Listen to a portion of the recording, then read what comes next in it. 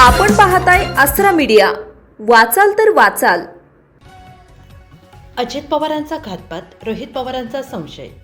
मुंबई, अजित पवारांचा घातपात की अपघात असा प्रश्न अनेकांना पडला असताना आता त्यांचे पुतणे आणि राष्ट्रवादी शरद पवार गटाचे आमदार रोहित पवार यांनी अनेक गंभीर प्रश्न उपस्थित केले आहेत। अजितदादांचा प्लॅन हा कारणे जाण्याचा होता, पण आदल्या रात्री काही कारणं काढून त्यांचा वेळ मुंबईत कसा जाईल आणि दुसऱ्या दिवशी काही गडबडीत अजितदादा विमानाने जातील असं नियोजन करण्यात आलं। असं झालं होतं का? विमानाचे दोन्ही पायलट हे ऐनवेळी का बदलण्यात आले, असे सवाल रोहित पवारांनी विचारले आहेत। राज्याचे उपमुख्यमंत्री अजित पवार यांचं 28 जानेवारी रोजी अपघात निधन झाले। या अपघातावर आता रोहित पवार यांनी अनेक गंभीर प्रश्न उपस्थित केले। VSR कंपनीच्या विमानाला मेंटेनन्स सर्टिफिकेट कोणी दिलं, त्याचा अहवाल समोर का येत नाही, असा प्रश्न रोहित पवारांनी विचारलाय।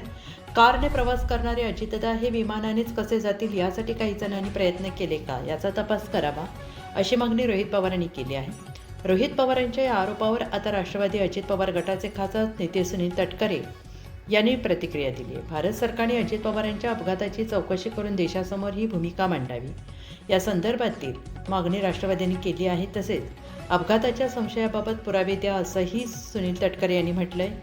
युरोपियन कंपनीकडे तपास दिला होता का, कोणी फोन केला ते मला माहीत नाही, त्यांना कुणाचा फोन गेला, काय गेला, तपास यंत्रणांमध्ये कोण नेमकं असते याची मला माहिती नाही, ते जाणकार असल्याने त्यांच्याकडे अधिक माहिती असेल, असं म्हणत सुनील तटकरेंनी रोहित पवारांना टोला लगावला।